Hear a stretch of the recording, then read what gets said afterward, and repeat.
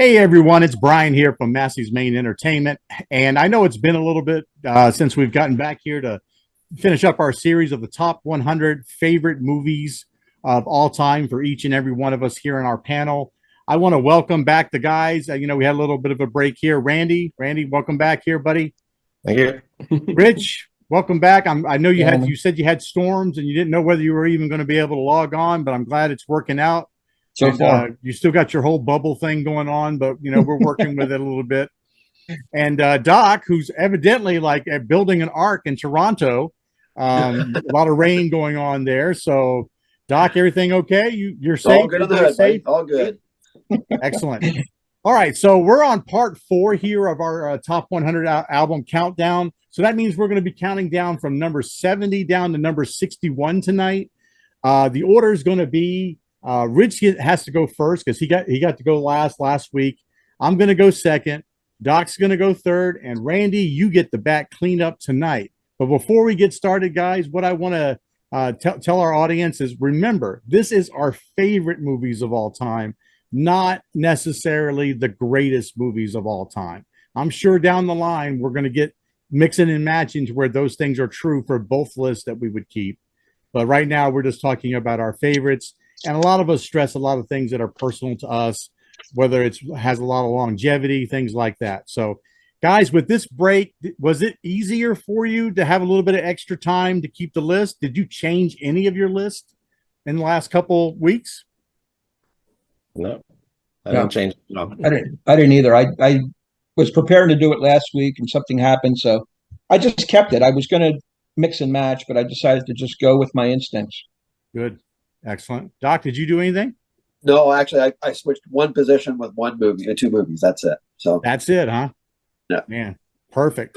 All right. So then what we'll do, guys, we're just going to jump in here and start counting these movies down again. Rich, I'm really excited about hearing your 10 for sure. We joked around a little bit before the video about which, if Rich couldn't log in, we were going to pick his movies for him. And we had Herbie the Love Bug and Dude, Where's My Car? We had some great movies we were going to put in this for him, but we'll let Rich have his own list tonight. So go ahead, Rich. I appreciate that. They finished 102 and 101, I believe. They're just outside the top 100. So Good. That's good to know. here we go. Number 70. That's where we are starting tonight. 70 through 61. Yeah. Number 70. I went with Forrest Gump from 1994. I know it's not too heavy in nature. It's kind of lightweight entertainment for the most part, directed by Robert Zemeckis and starring Tom Hanks. But it's an enjoyable watch to me.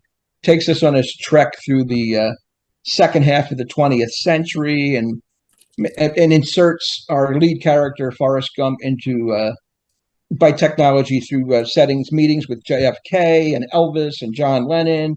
He's a war hero in the Vietnam War. He's an Alabama star football player. It touches on Watergate, racism, AIDS, all the important moments in history during that time period, and it condenses them into this film. It's got its serious moments. It's got its laughs. Great supporting performance by Gary Sinise. Robin Wright's very good as Jenny. It's there's some sadness in it. Like I said, it's inspiring at times. A tremendous soundtrack that would have all the the late 60s, early 70s into the 80s when he's doing his thing running with the smiley face coming out of the mud, all that gimmicky stuff. But it works for me. I'm going to put it at number 70. Number 69, The Night of the Hunter, 1955. Nice.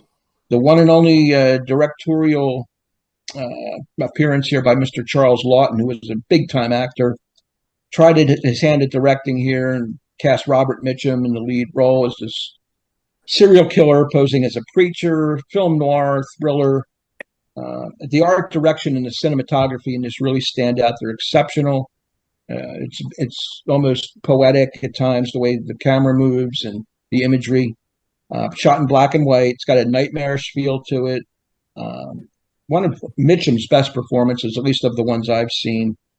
Beautiful to look at. Like I said, it's unsettling. Mitchum's menacing in the lead role. He's got the love and the hate tattooed on his hands and that dichotomy there. But I enjoy the film whenever it's on. Number 68, again, a personal film for me, Starman from 1984. starring Jeff Bridges, directed by John Carpenter. Of course, Carpenter's known for other genres like Halloween and The Thing and Escape from New York. But this is my favorite film of his. It's a sci-fi romance, an alien cloned into a human being and having that experience for a short time on Earth. Jeff Bridges brings a lot of his acting skills to it. He finds Karen Allen's character here, and they're beautiful together. There's some hopefulness in it. It's got a lot of heart, and I really enjoy the film. And it seems that within the whatever it is, 2-hour time limit here, it explores sci-fi, action. There's some romance. There's some drama, suspense, humor, and like I said, a huge amount of heart. I love the chemistry between Jeff Bridges and Karen Allen, two of my favorite actors in the 80s. Number 67 is another one of these popcorn movies, but it's got to be on the list, and that's Jurassic Park, directed by Steven Spielberg from 1993. We've talked about this before, I believe.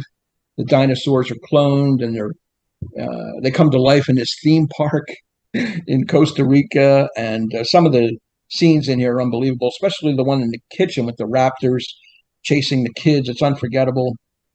Your heart's racing watching it, especially on the big screen at the time. Groundbreaking special effects, realistic dinosaurs. It's a roller coaster of a film, exciting and entertaining. So it's on the list.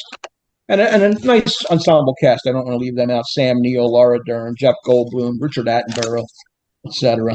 66, another one that we discussed in our 20th century films, and that's Once Upon a Time in Hollywood, directed by Quentin Tarantino. This is a definite rewatchable for me. I just had it on the other night. An homage to the old school Hollywood with Leonardo DiCaprio as this aging, almost washed up, middle-aged actor trying to hold on to his career. Brad Pitt is his best friend, sidekick, stunt double, and their hijinks and antics through Los Angeles. It just happens to coincide with the summer of 1969, where the Mansons are lurking, the Manson followers, and it's got the alternate ending that Quentin's known for. Again, the soundtrack adds a lot to the score. Laurel Canyon. He's living next door, DiCaprio's character, to Sharon Tate and Roman Polanski. They make spot appearances in here. The Spahn Ranch is featured, where the Manson girls were hanging out. Bruce Dern, great performance too, as this sort of blind old Hollywood guy as well. I like the hippie girls, Margaret Qualley and Dakota Fanning. There's a bunch of them. The Bruce Lee fight with Brad Pitt is outstanding. Maybe the highlight of the movie at times. There's a not a blowtorch. What do you call that? Where the flamethrower scene is legendary as well at the end. Number 65, big Steve McQueen fan. So I'm going to go with Bullitt from 1968, directed by Peter Yates. Shot on the streets of San Francisco, a crime thriller, a legendary car chase with that Mustang, the green Mustang of Steve, or the character Bullitt. Steve McQueen, like I've mentioned before when we talked about him, the king of cool, sort of a minimalist actor. He doesn't say a lot or do a lot, but you read a lot in his face with the blue eyes and sort of a scowl at times. I like his style of acting, and it's classic for the 60s. Very stylish direction here by Yates. Robert Vaughn's in this, and Jacqueline Bisset for the eye candy. And McQueen's basically hunting down the syndicate boss who killed a protected witness who was under his watch. And like I said, no special effects, no CGI really. No gratuitous sex scenes, just straight ahead storytelling. And the car scene's legendary. It's up there with The French Connection and some of the others that are renowned. Number 64, again, I'm going to the 2010 year, and that's The Town, Bank Robbers in Boston, directed, starring Ben Affleck. I just love this movie. Maybe I'm insane, but I watched this maybe 25 times already in my lifetime, and I love the ensemble cast with Rebecca Hall as the bank teller who's robbed early in the film, and then things happen where she's involved with Ben Affleck. I like John Hamm as the FBI guy, and Jeremy Renner as this hothead, loose cannon who's done 9 years of time, and he's not going to be taken down easily. Chris Cooper as Affleck's father is great too. Just fantastic screenwriting. All the dialogue is fantastic. I love it. The big scene near the end of the film in Fenway Park is awesome as well. So Got to put that in the list. Number 63, Easy Rider from 1969. This is another one of these time capsule movies showing the hippie lifestyle at the time, at the communes and the pot smoking. These two guys, played by Peter Fonda and Dennis Hopper, riding their motorcycles from the southwest part of the country to New Orleans. It's a real road picture. These two guys traveling. You see the scenery and the music. You got the band playing and some of these other classic late 60s counterculture songs that are, they add so much spice to the film. These free spirits, on the loose, on the bikes. They meet Jack Nicholson in a jail cell, and that's a whole other can of worms that goes from there. So I wanted to put Easy Rider on my list. Number 62, Nicholson's in this one too. Directed by Hal Ashby from 1973, The Last Detail. And in this film, Nicholson and Otis Young are two grizzled sailors who are transporting a young, naive Navy guy, played by Randy Quaid, to the brig. He stole $40, and they gave him like a 7 or 8 year sentence in the brig, military prison. They travel by train from Norfolk, Virginia to Maine, and they try and show the kid a good time. They're taking sympathy on him for what he has to in his future, and they're carousing and going to bars and making sure he gets something to eat, and then they go to a brothel, and he's a virgin, obviously, and they're going to get him laid for the first time. I really enjoy this film. It's old school. The language is raw. Nicholson's one of his best performances, and Randy Quaid was good as well. So that leads me into another Hal Ashby film. I have them back to back. And number 61, my final film of the evening, and that is Coming Home from 1978. A gritty, bitter version of the best years of our lives, really, where the soldiers are coming home. This is an in-your-face kind of anti-war film, questioning why we were there. What do we have to show for it? So it was a war that was very unpopular at home. Hal Ashby was a free spirit, hippie kind of counterculture director, and he brings that to a lot of his films. John Voight is the lead character, who is paralyzed and comes home and has to adjust to life. Jane Fonda is the wife of Bruce Dern, who's an officer, actually, still over there, hasn't come home yet. And Voight and Fonda form this romance. It's an in-your-face look at the deplorable hospital conditions that these military guys came home to. I'll never forget that opening scene. It's really too graphic to talk about here. And I just want to get on my soapbox a little bit, but it really opened a lot of people's eyes to disabled people, people in wheelchairs at the time, because that wasn't shown on screen. Those people were either hidden, institutionalized, not spoken about. And it would be years, in fact, 1990, until the American Disabilities Act came in. And I can tell you firsthand, running into buildings that are not accessible. There was no wheelchair parking in the day. There was no bathrooms that were accessible. Concerts, movie theaters, you were on your own. So this film really, I think, changed a lot of things. And films to come for handicapped people after that, such as My Left Foot, Children of a Lesser God to a degree, and Born on the 4th of July. They all came after Coming Home. Coming Home is an important film in my life, and I wanted to put it on my list. That's it. Excellent. Yeah, some of those for sure. I mean, we've mentioned, because we've done videos in the past together. I know you've talked about these films that are that they're very close and personal to you. So not a lot, no real surprises on some of those for sure. I did notice that we had 2 matches there. I mean, I think somebody's already had Bullitt and somebody's already had Jurassic Park. So we're finally kind of hitting those a little bit. Yep. So that's right. That's cool. I like it. Yeah. Thought the same thing, Rich. I thought the same thing. Yeah, I had Bullitt and Jurassic Park on my last 10, I think. So yeah. It was nice to see those show up, and yeah, some other really good ones in there, obviously. So awesome. Cool. All right, I'll jump right into mine then, I guess. All right, let's see. At number 70 for me, I've got from 1995. I've got Jean-Pierre Genett's City of Lost Children. It's a little foreign flick, visually stunning dark fantasy set in this dystopian world where children are abducted by a mad scientist Crank who steals their dreams to slow his own aging. The film stars Ron Perlman. He's just simply called One in the movie. He's kind of a strongman character whose little brother is kidnapped, and he joins forces with Judith Vatet's character Miette, a resourceful orphan who kind of helps him in his quest. The director's style is very distinctive. Jean-Pierre Jeunet, I think the only movie maybe people might know that he did here in the States was Alien Resurrection.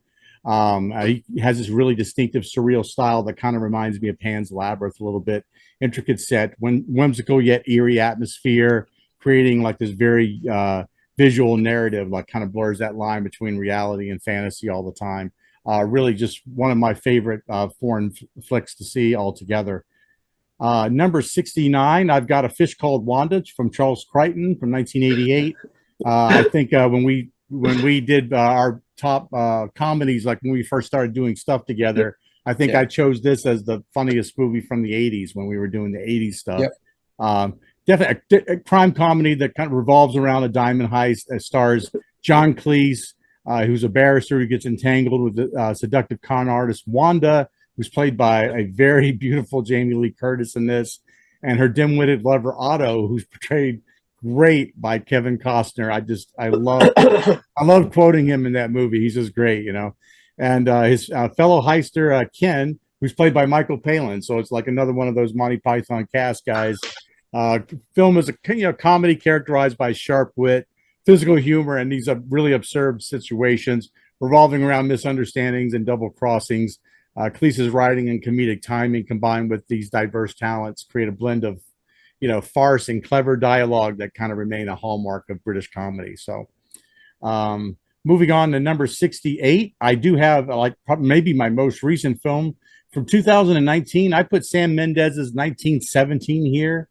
I think it's a gripping World War II drama that follows these two British soldiers, Schofield and Blake, tasked with delivering this crucial message to prevent a deadly attack. The film stars George McKay as Schofield and Dean Charles Chapman as Blake. The journey through this treachery front lines is depicted in one continuous shot with that kind of immerses the viewers in all the horrid details of the mission. Very ambitious cinematography that was executed by Roger Deakins. Creates this nice real-time experience that kind of heightens that sense of urgency and danger in the film. I just think it's incredible. It's incredible filmmaking, and I was just in awe of it, seeing it on the big screen. Wanted to include it for sure. Moving on to number 67, I've got from 2013 from Boon Joon-ho. Before he made Parasite, he made this movie, Snowpiercer.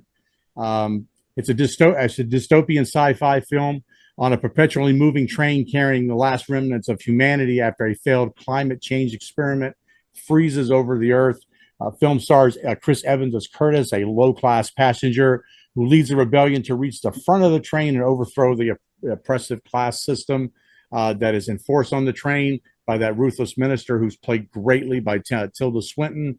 Movie uses classism to critique social inequity, vividly betraying this stark contrast between squalid conditions and the tail section, and then the passengers living up front living this very opulent lifestyle. So I think it's through this allegorical narrative and striking visual metaphor, kind of explores that whole thing about class struggle, revolution, and cyclical nature of power. So also, I think it's maybe Chris Evans' best performance for. I think he's acting and it's really good. Number 66, I've got from 1951, Robert Wise, The Day the Earth Stood Still. Yet another sci-fi movie. I'm really big on sci-fis, as you can tell, guys. Well, this film is, if anybody's seen it, it's a arrival of an alien spaceship in Washington, D.C. They had a remake of it that starred Keanu Reeves. The alien Klaatu, who's played, in this version by Michael Rennie, and his powerful robot Gort deliver a message of peace, but also a stark warning to humanity about their violent tendencies. Klaatu's attempts to convey his message are met with fear and hostility, leading to his capture and eventual escape. The film culminates in Klaatu's demonstration of Earth's vulnerabilities and his ultimatum urging global cooperation and peace. So I think that this version, for some reason, just a little bit more endearing to me than the remake. The remake, of course, they can do better on special effects, but for some reason, it just felt like the message got lost somewhere in the acting and the script. It just wasn't very good. So number 65, I got Harold Ramis, 1993, Groundhog Day.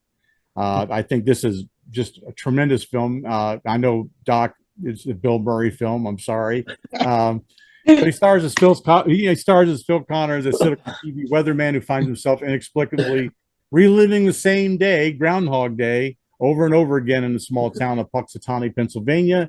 Initially using the time loop for selfish purposes, Phil eventually grows frustrated and despondent and slowly begins to reevaluate his life and priorities. And I just think the comedy lies in all the repeated iterations of the same day and him trying to either improve himself or play practical jokes or manipulate other people as he goes. I think that originality kind of was just kind of unheard of in a comedy at the time. I mean, comedies tend to follow the same formula, and then this just came out of nowhere with a completely different take about how you could do comedy, and I think it's great. So number 64 from 1997, Paul Anderson's Event Horizon. Yes, another sci-fi movie, guys.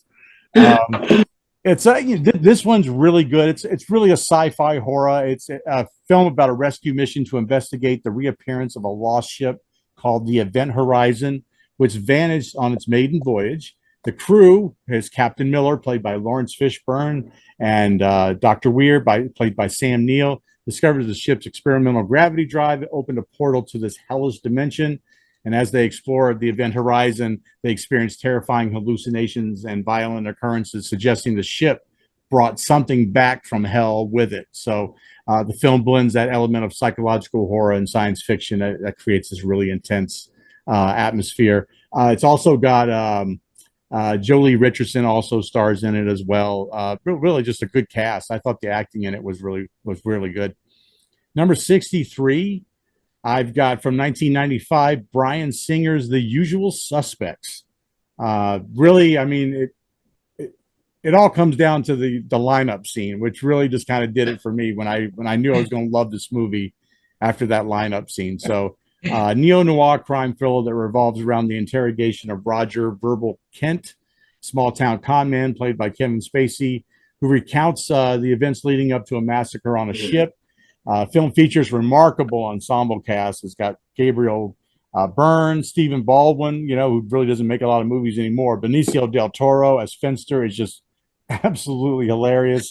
Kevin Pollak as Hockney, Chaz Palminteri as Agent Kujin, and also Pete Postlethwaite also plays Kobayashi, I think is the name of his character. It's got a stunning twist at the end, so I don't want to say what it is in case people haven't seen it, but this is like I highly recommend type of film that's just fun to watch. Number 62, I've got from 1985, Steven Spielberg's The Color Purple. Really, it's the poignant drama based on Alice Walker's novel. A lot of people have seen the recent version that they've done. I think it's actually on HBO Max or something. Follows the life of Celie, and in the film, played by Whoopi Goldberg, an African-American woman in the early 20th century South, who endures tremendous hardship and abuse. Through letters to God and her sister, she finds strength and hope, eventually reclaiming her dignity and identity. The film does a great job of addressing themes of racism and sexism and resilience. And it's a wonderful film to watch any time over and over. And finally, at number 61, guys, I've got John Huston's from 1941. I think this has already been mentioned, The Maltese Falcon, a classic film noir centered around private detective Sam Spade, played by Humphrey Bogart. And my favorite film by him. Spade becomes entangled in a complex web of deceit and murder while investigating a case of his murdered partner.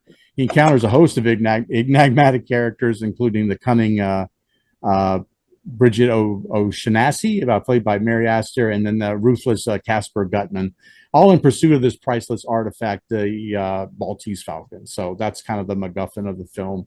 The film was renowned for its sharp dialogue and atmospheric tension. So that's my 10, guys.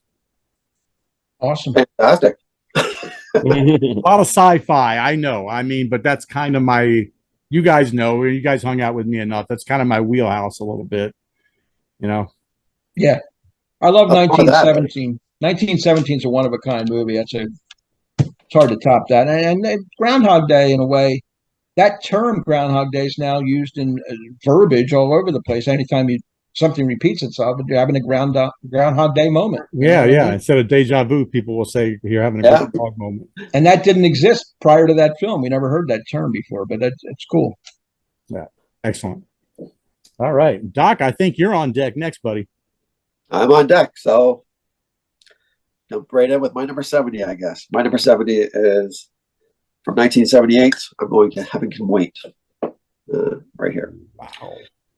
Wow. A sports fantasy movie with Warren Beatty. It's got a great cast: Charles Grodin, Diane Cannon, James Mason, Buck Henry's in it, Jack Warden. It's got a fantastic cast. The story of a Los Angeles Rams quarterback or whatever who's getting ready. He's getting a big shot to become a starter for a game and going for a bike ride, getting ready for it. And, goes into a tunnel and gets pulled out of the tunnel before something actually happens. So he goes into the station before thinks he's going to happen or whatever. He's got told that it wasn't his turn by Mr. Jordan, James Mason. It's an old story, but so you get placement back into a different body, and the story goes from there, basically on how it unfolds. And it's really, the comedic scenes are hilarious. The script is fantastic. It's a really witty script, man. And, it's a touching fantasy sports movie, man. I think it's fantastic, and I love everything about this movie, man. I can watch this movie at any time. Warren Beatty's fantastic in this movie, man. So, personal favorite for me, man. I got Heaven Can Wait at number 70. Nice. Thanks. They're all personal, I guess, right? So, but my number 69 is going to go to 1973. I'm going to The Sting here. Robert Redford and Paul Newman hooking up with George Ward Hill again here from Butch Cassidy. Now they're doing The Sting here some years later, and you throw Robert Shaw into the mix here of a con conning a con at the wrong time, and then that con thinks he's going to get the guy who's a disgruntled con with the originals, and that's Redford and Newman's characters, and Shaw thinks he's hooked Redford's character into Rat Newman and lining him up to basically get Newman back for the way that he took him on the card game. So it's a great little twist, fun movie, man. There's a lot of campiness to it. There's some underlying plot lines that run throughout the story that can be a little difficult, or maybe a little bit more harsh than you think, with some murder or some killing that actually does take place. But this thing is just a really fun, campy, fun ride, man. I don't know. It's an easy watch for me at any time. That's what I want my top 100, man, usually. So I got this thing coming in here. Number 68, I'm going to Brian De Palma's 1983 Scarface. Oliver Stone's script here with, got Al Pacino, got Stephen Bauer, Michelle Pfeiffer. Basically some Cuban refugees, getting into Miami and then getting into the wrong crowd, should we say, but they know it's the right crowd because that's where they want to go. So they're going to work their way up into the crime drug scene here in Miami and start doing some runs for some people and climb the corporate drug ladder, crime ladder very quickly here, where Tony Montana has got his eyes on running the show pretty quickly here. The movie moves. It's a pretty long movie, actually, but it moves really fast, too. There's lots of scenes that just are captivating. They just build on each other as they go along, and it's pretty tense at times, and it's vicious. The language is awful. It's got gore, but it's everything that kind of movie needs to be that kind of movie. So I call it sometimes a guy flick, man, and that's what it is to me. Scarface is a really good guy flick, is what I would say. So that's my number 68. Number 67, maybe placement might be one thing, like you said here on some of these things, Rich, but I got Saving Private Ryan here from 1998. So maybe a little further down on some list. I have some other ones that I like a little bit more on the rewatchable side of things for, we'll say, war movies. But with Hanks, Tom Hanks and Tom Sizemore and Matt Damon here, the story of Matt Damon's character being Private Ryan and him losing his brothers during the war here, and the whole invasion scene, Omaha Beach and Normandy here, the first 30-35 minutes of this. Now that might be my favorite part of any war movie ever, like as action or showing something or the realism of what's actually occurred during the war. I didn't live it, but I'm assuming it's something like this to some reality. And then the story goes on from there.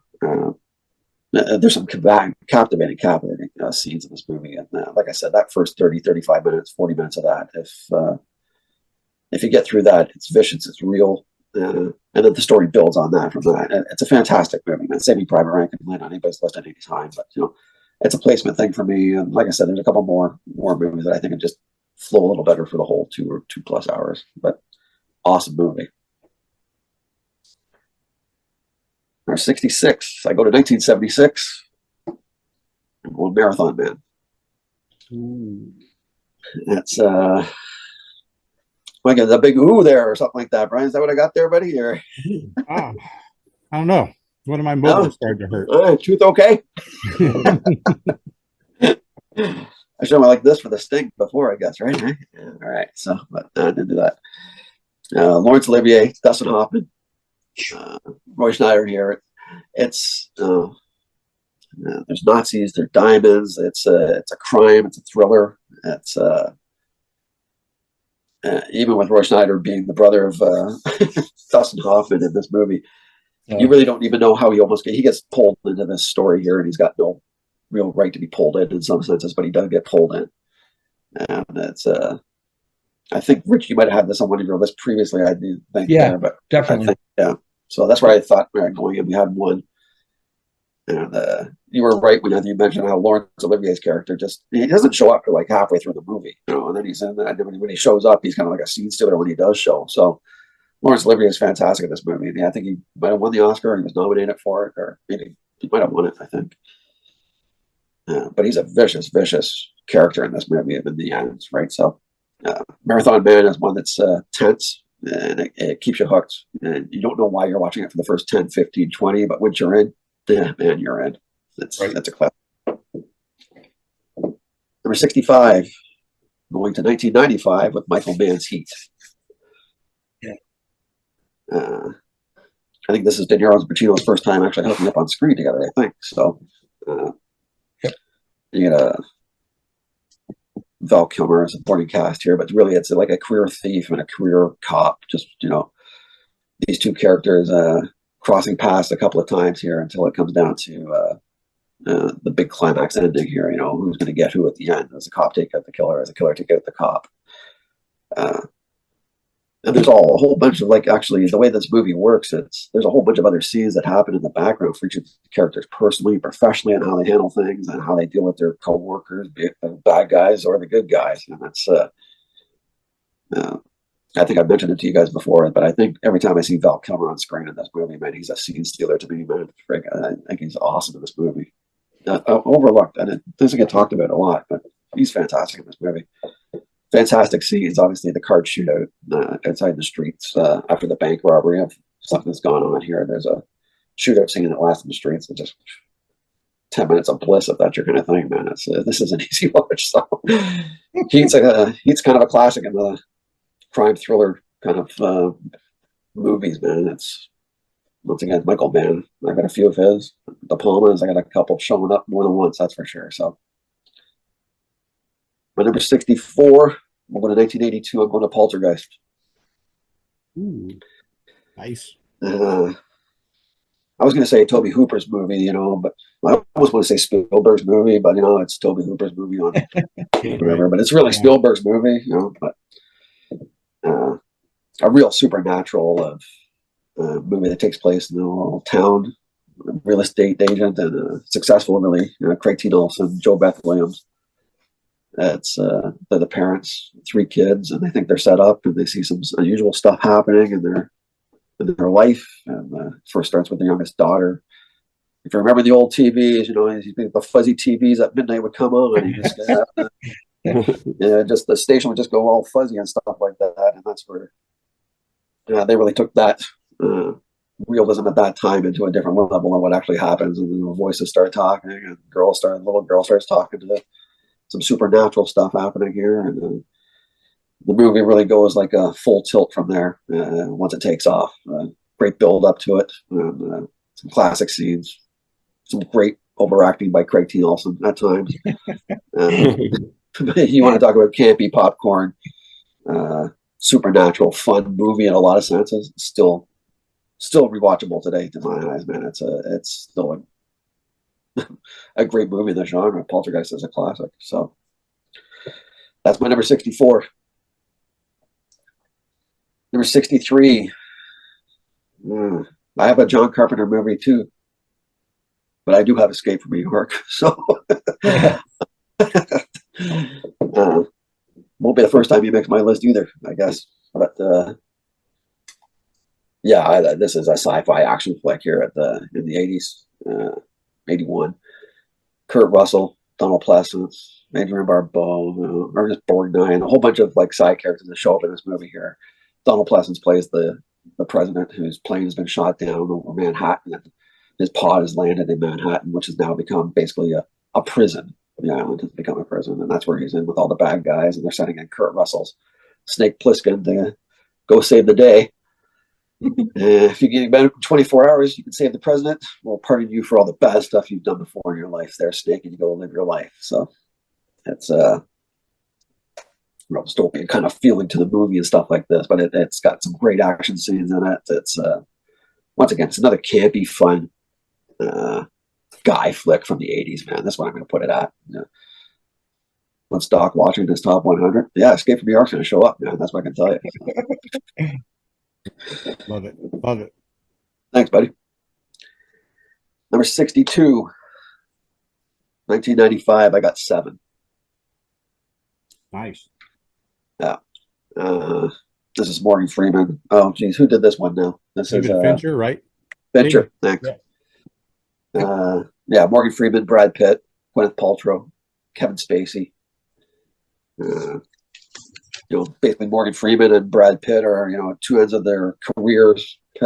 Morgan's on his way out, and Pitt's just really coming into his own here as investigators, and they run into a case where they come across a serial killer here who's basically really playing on the word 7 here, because he's got 7 deadly sins that he's basing a lot of his murders around. And there's lots of twists, there's lots of plot twists, there's lots of happenings, and if you think back to the first time you watched it, when Spacey actually, just kind of almost gives himself up and stuff like that, you're thinking about, geez, this is, man, how much time's left in this movie? What's going on? So it's really, really well made. Another great crime thriller.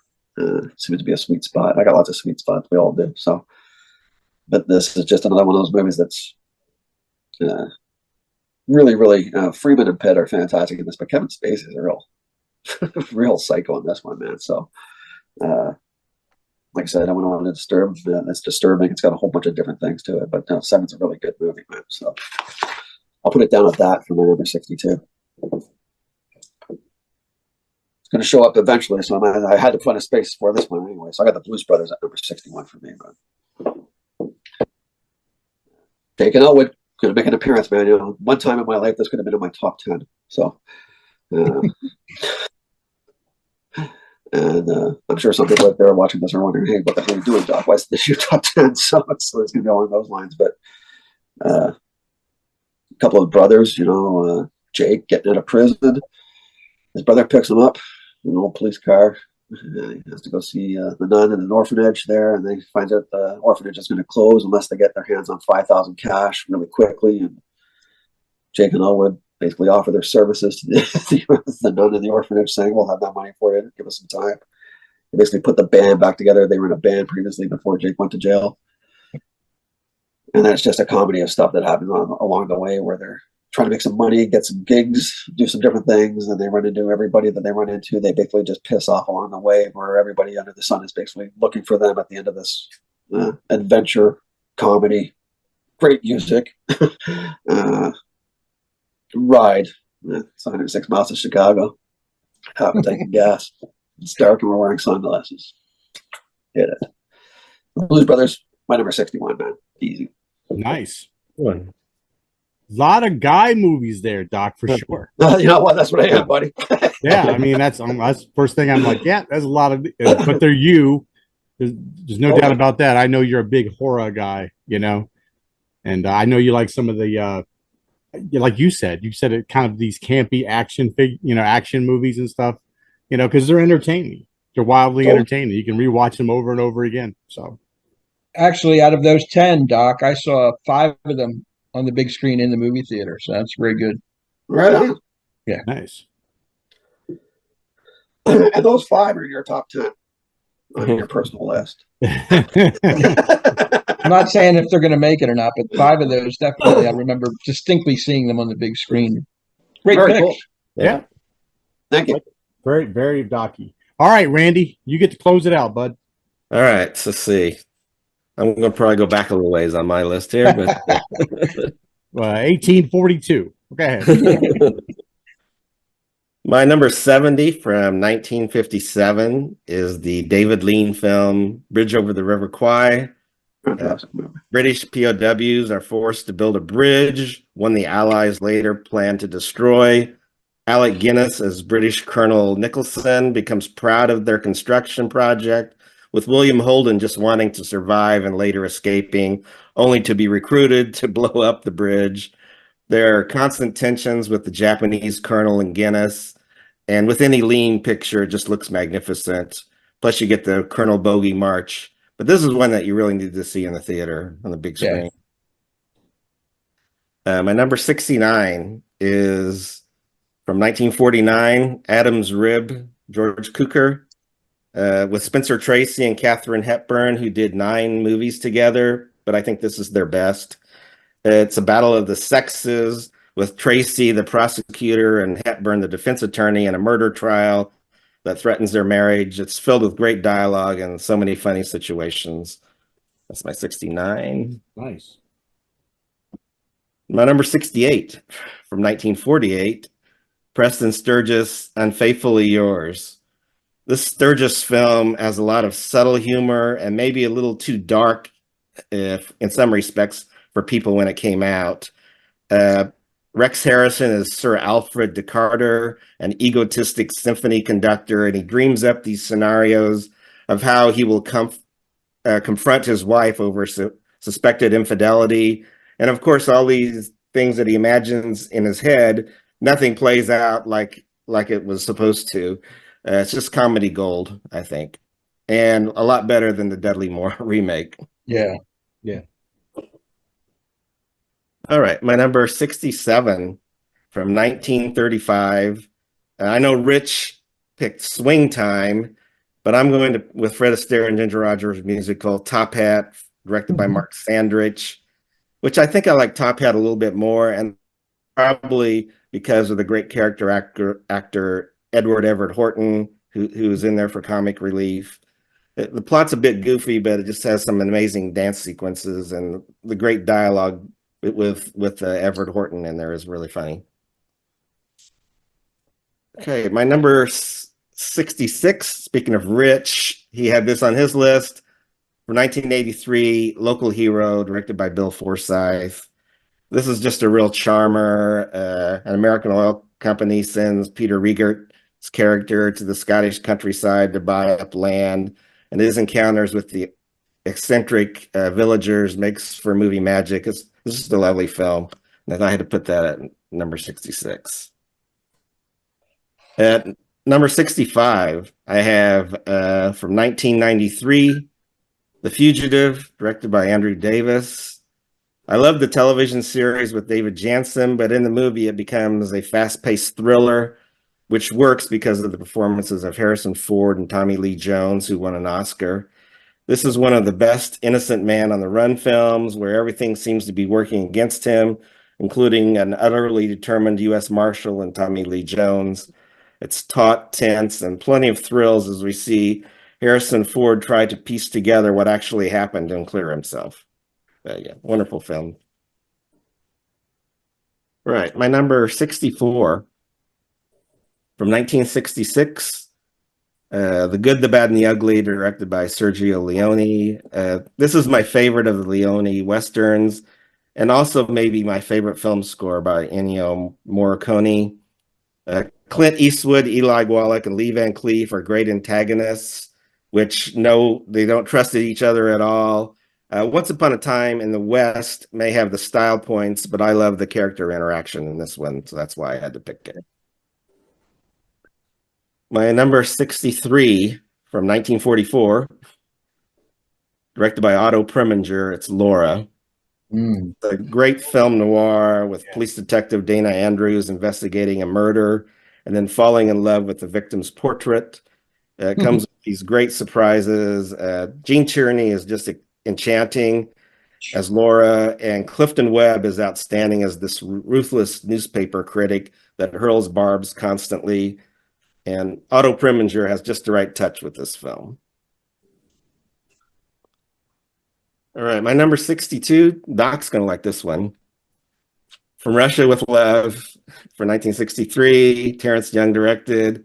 I think this might be my favorite Bond picture as Sean Connery battles Robert Shaw and Lottie Lenya, mentioned in the song Mac the Knife. This was made famous by Bobby Darin. He's got the little knife in the shoe. It also has the beautiful Daniela Bianchi and one of the best fight scenes with Robert Shaw on a train. So that's my 62. And number 61 from Francis Ford Coppola, The Godfather. Part 2.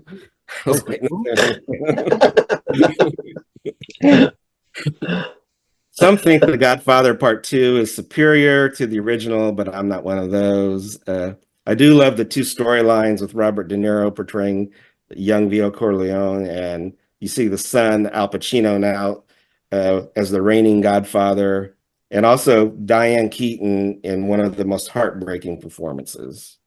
So that's my 10. Wow. Well, a couple things, like there's 3 of your movies that I need to see. One of them I'm not sure I'll ever will because it's a musical. So that might be out, but I need to see Adam's Rib and Unfaithfully Yours. I have not seen those movies. And the second thing is Tommy Lee, he won for Best Supporting Actor that year. He actually beat out Ray Fiennes for that, as for his portrayal of Amon Goth. That really actually surprised me that year. I mean, as good as it was, I thought that Ray's performance was better, but that's kind of interesting. Yeah. I didn't remember who he beat. Yeah. I have not seen the original Unfaithfully Yours, although I like Preston Sturges movies. I did see that remake with Dudley Moore, and I think, was it Nastasia Kinski in that too? It was brutal, whatever it was. I love Laura, great movie. Local Hero, obviously, is a favorite of mine. And Adam's Rib's very good too. I like your list. Nice. Doc, any final thought? I mean, it's another great list. Man. It's, we're gonna have I don't know how many we're gonna have. 100, how many movies are we doing here? 100. We have 400 movies we're gonna go through for crying out loud. We're gonna have. I think we had a total of how many matches? Like 5? Is it 5 additional ones we picked up today? I didn't keep track this time. I don't know. Yeah, I think it's 5. So that that puts us at 155. No, actually 5 and 6, so 149 out of 160 original movies. Wow. Over the last 4 videos. So that's pretty good. That's really excellent. So yeah, I really appreciate you guys joining me and keeping this series going. I want everybody to please like, sub, and comment down below. Please leave your top 10 movies as well. Check out Rich's channel. Rich has got a thing going where he's doing a top 10 songs for each letter of the alphabet. Him and Glenn Calloway have been going through the alphabet, doing it that way, and I think it's a really interesting series. And also check out Randy's page every once in a while. He likes to highlight albums and movies that he's picked up in his collection and his binge shopping that he loves to do for various reasons. I knew going into this, I said, Randy's going to have like 50 movies I'm going to have to watch before it's all done. So I said, I know for sure. So I appreciate you guys joining me. Make sure, like I said, make sure you like, sub, and comment down below, and I'll catch everybody later. Till the next video. See ya.